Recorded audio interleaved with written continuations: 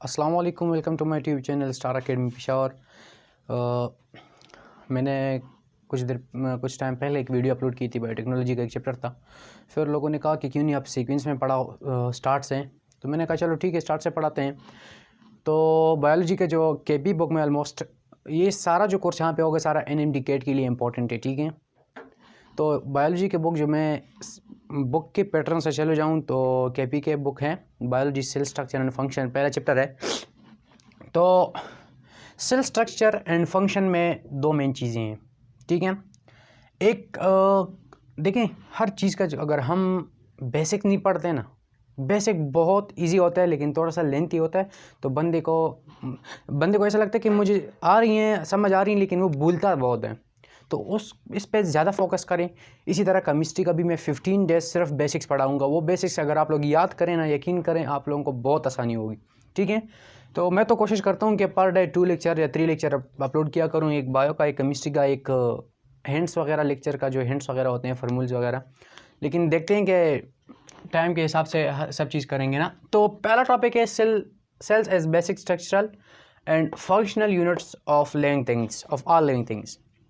अच्छा, तो इसमें दो मेन पॉइंट है जो बहुत इंपॉर्टेंट है। दो मेन पॉइंट कौन से? कहते हैं कि cells are basic structural unit of all living things. इसका क्या मतलब है बेसिक स्ट्रक्चरल यूनिट?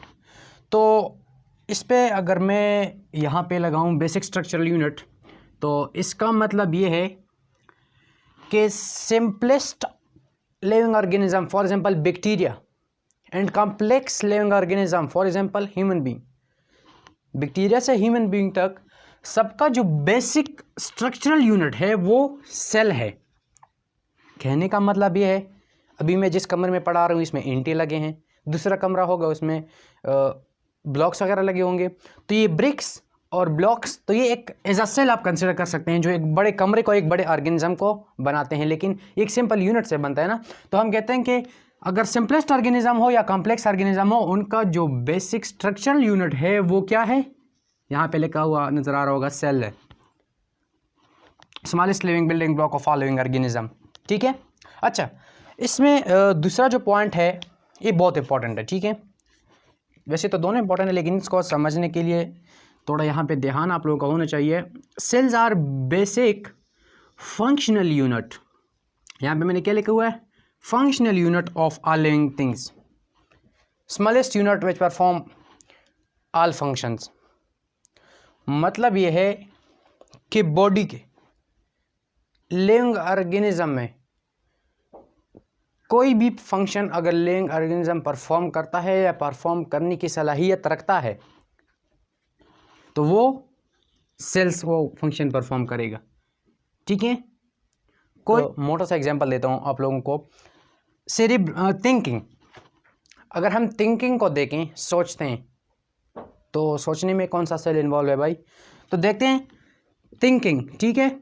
अब थिंकिंग जो है आप लोगों को पता होगा, ब्रेन का एक पार्ट है, बड़ा सा पार्ट है सेरेब्रम।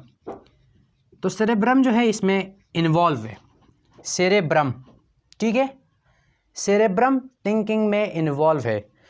तो अब सेरेब्रम थिंकिंग में इन्वॉल्व है, तो सेरेब्रम जो है, सेरेब्रम के अंदर क्या होते हैं? न्यूरॉन्स होते हैं। क्या? न्यूरॉन्स। तो न्यूरॉन्स क्या? सेल है ना। तो किसी भी लिविंग ऑर्गेनिज्म में कोई भी फंक्शन हो तो वो सेल परफॉर्म करते हैं। तो that's why cells are basic functional unit of all living things, ठीक है। अब कोई भी एंटिटी जिसका स्ट्रक्चर या ऑर्गेनाइजेशन सेलुलर ऑर्गेनाइजेशन से नीचे हो, तो वो लिविंग थिंग में नहीं आता, जैसा कि वायरस। अब इसका क्या मतलब है? कोई भी एंटिटी हो जिसका सेलुलर स्ट्रक्चर सेलुलर ऑर्गेनाइजेशन से नीचे लेवल में हो, तो वो लिविंग थिंग में नहीं आता। तो मैं आप लोगों को समझाता हूँ। ये तो मैंने पहले से टाइम बचाने के लिए लिखा हुआ था, लेकिन अब जो है मैं आप लोगों को बताऊंगा कि इसका क्या मतलब है कि कोई भी स्ट्रक्चर अगर उसके ऑर्गेनाइजेशन सेलुलर लेवल से नीचे हो, तो वो हम उसको लिविंग कंसिडर नहीं करते। यहाँ पे मैं एक मेन पॉइंट समझाने के लिए, जो मेरा पॉइंट है, जो मेरा मकसद है, उसको समझाने के लिए मैं आप लोगों को कुछ वर्ड्स लिखता हूँ। देखो, लिविंग थिंग क्या है? Living thing is matter. Matter किससे बना है? एटम से। बात आ रही है ना समझ में? अच्छा, इस नेक्स्ट फेज से पहले मैं आप लोगों से एक एमसीक्यूज़ पूछता हूँ समझाने के लिए। मैं एक एमसीक्यूज़ लिखता हूँ ताकि आप लोगों का जो है माइंड क्लियर हो जाए। यहाँ पे मैं लिखता हूँ options A, B, C, D। ए में क्या है? मॉलिक्यूल्स। बी में क्या है? सेल। बी में सेल, सी में एटम्स, डी में ऑर्गेनेली या जो भी लिख लें। अच्छा, अब दो एमसीक्यूज में पूछता हूं। नंबर 1 है सिंपलेस्ट लिविंग यूनिट इज, एक एमसीक्यूज हो गया। दूसरा एमसीक्यूज में पूछता हूं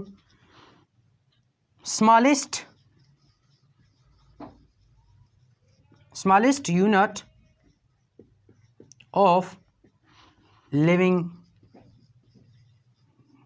थिंग्स इज। तो दो डिफरेंट एमसीक्यूज हैं, ठीक है। सिंपलेस्ट लिविंग यूनिट है, जो सिंपलेस्ट लिविंग यूनिट है, लिविंग जिंदा यूनिट है, वो सेल है। आ रही है ना बात समझ में? जो सिंपलेस्ट लिविंग यूनिट है वो सेल है, लेकिन smallest unit of living thing is, कहां गया एटम। सिंपलेस्ट लिविंग यूनिट है वो सेल है, लिविंग यूनिट, ठीक है। लेकिन जो स्मॉलेस्ट यूनिट है लिविंग थिंग का वो एटम है। अब इसको अगर अभी तक आप लोगों को समझ नहीं आई कि ये सर क्या कह रहे हैं, तो मैं आप लोगों को नेक्स्ट फेज में इसका मतलब समझा रहा हूँ कि सिंपलेस्ट लिविंग यूनिट जो है सेल कैसा है और smallest unit of living thing atom कैसा है, ठीक है। तो अब जाते हैं उस फेज की तरफ। अच्छा, अब लिखते हैं जी। खैर स्पेस भी नहीं है बोर्ड पे, लेकिन चलो गुजारा कर लेते हैं।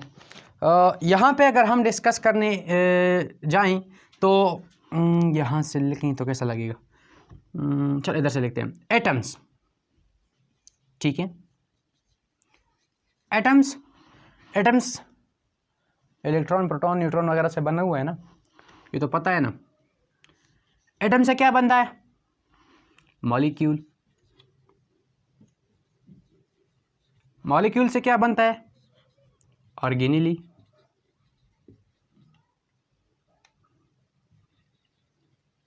ऑर्गेनेली से क्या बनता है? सेल।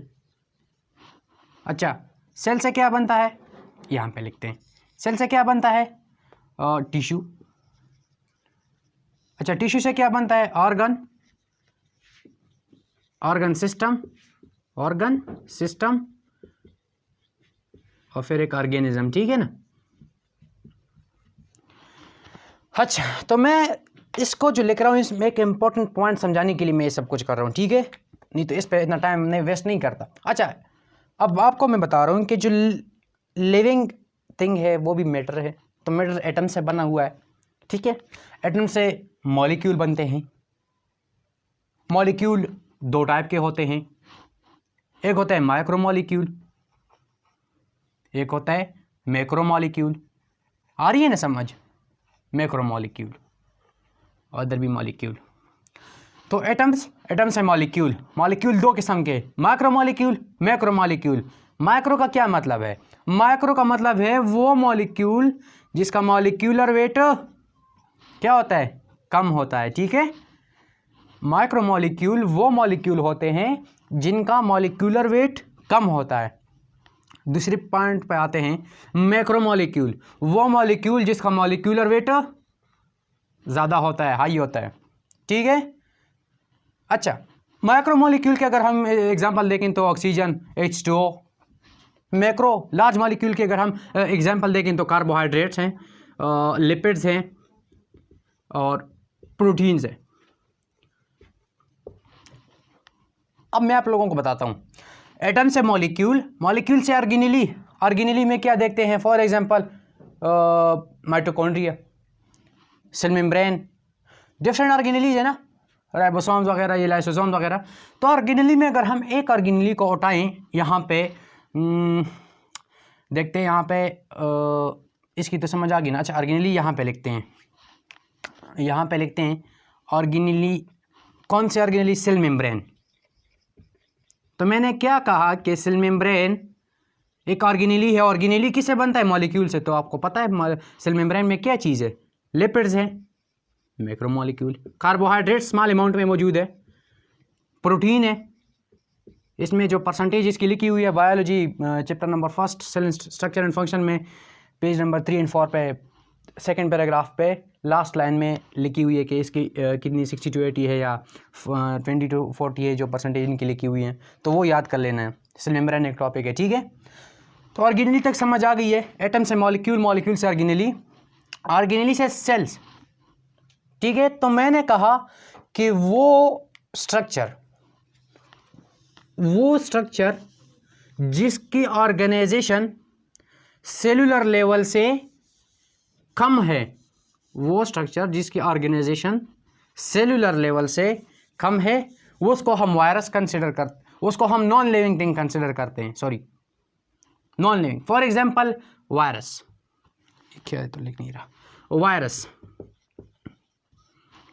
तो अब वायरस कैसे, वायरस ऑलमोस्ट तकरीबन मॉलिक्यूल से बना हुआ है, तो इसके ऑर्गेनाइजेशन सेलुलर से कम है ना। देखो ये सेल के बाद जो है, सेल के बाद टिश्यू है, ऑर्गन है, जो सेम स्ट्रक्चर एंड फंक्शन होता है टिश्यू का, group of cell which perform same structure and which perform same function and have same structure is called tissue.